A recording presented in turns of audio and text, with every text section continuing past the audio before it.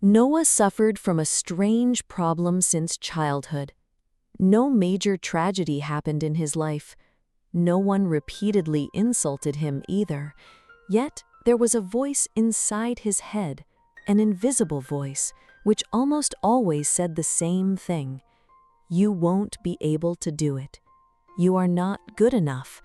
This is not for you. The strange thing was, this voice never sounded like an enemy. Rather, it sounded just like his own voice. So Noah believed that this was the truth. One day, an opportunity for a new project came up at his office. It could have been the biggest opportunity of his career.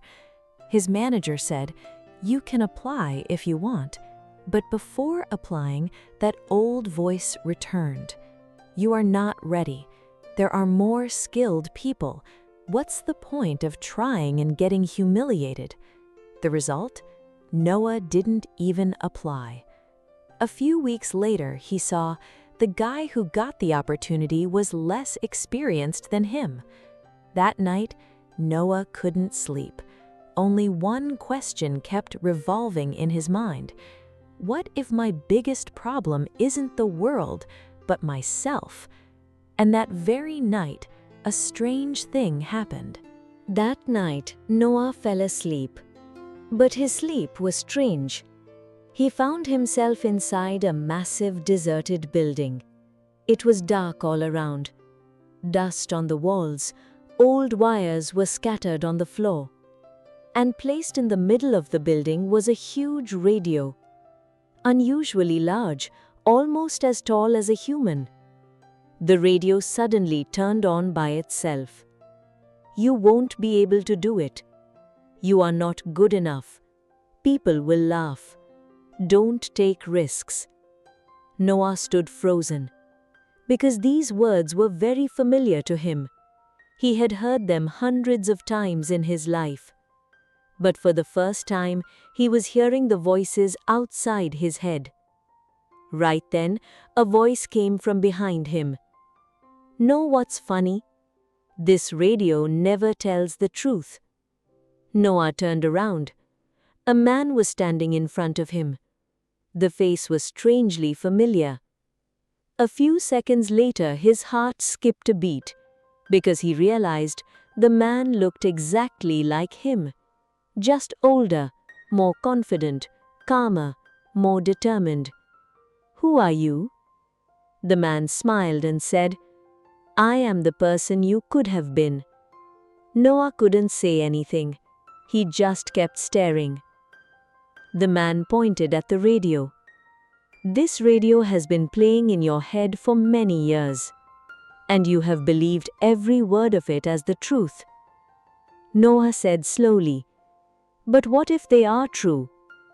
The man stepped forward and turned up the radio's volume. "You will fail. You are not smart enough. You won't be able to do it." Then the man looked at Noah and said, "Now tell me, what is the proof of these words?" Noah was silent, because he had never looked for proof. He only believed them. Right then, scenes started appearing on the building walls, one after another. He saw the presentation he was afraid to give, someone else gave it later. The business idea he didn't start, someone else did it a few years later and succeeded.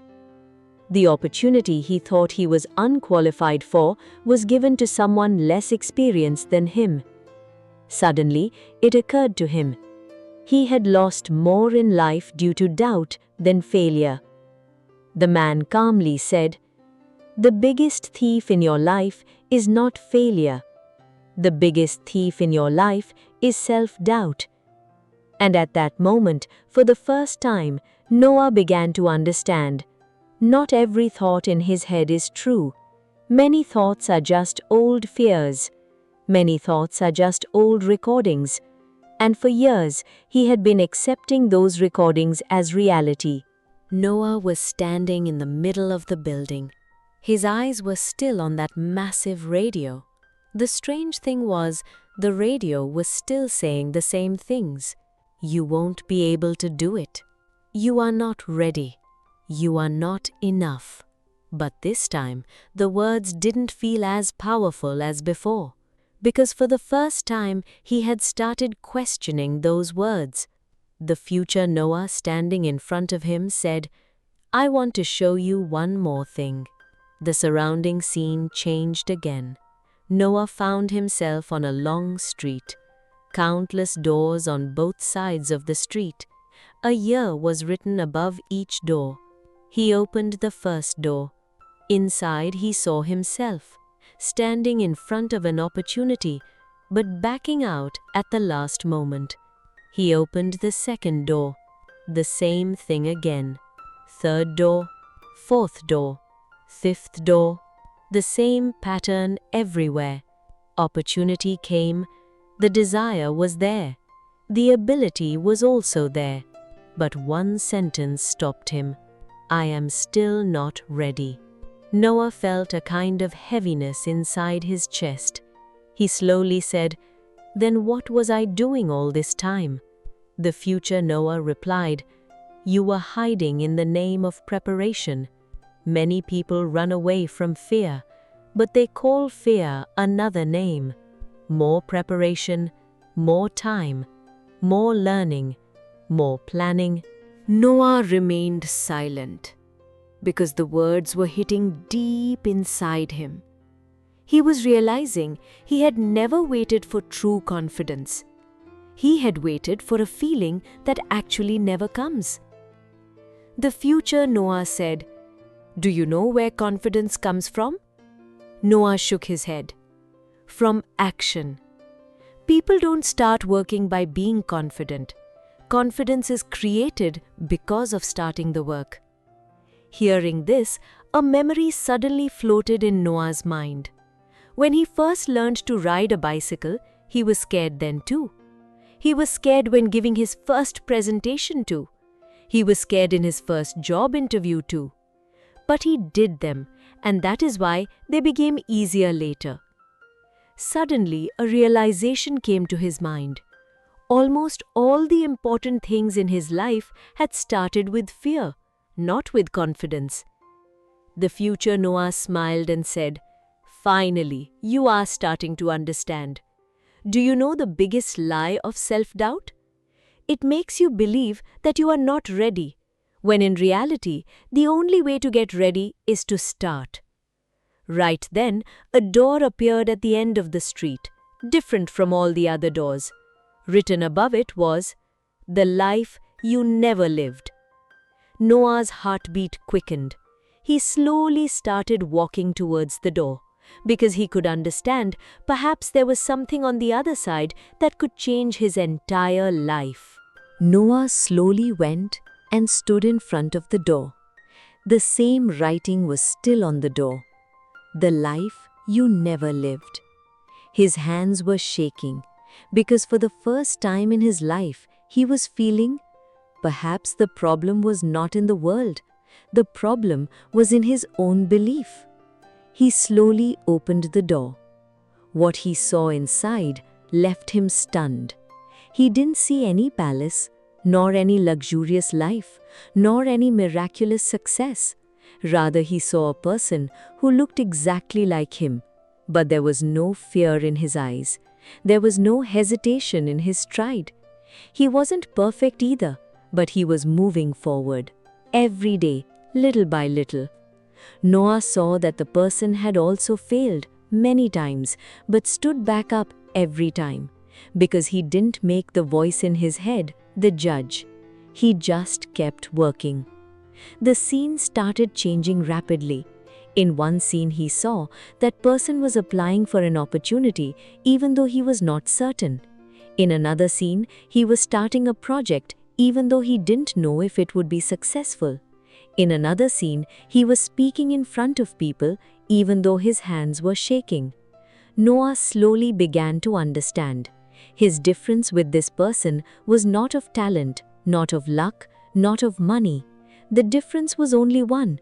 When the voice inside the head had said, "You won't be able to do it," that person replied, "Let's see."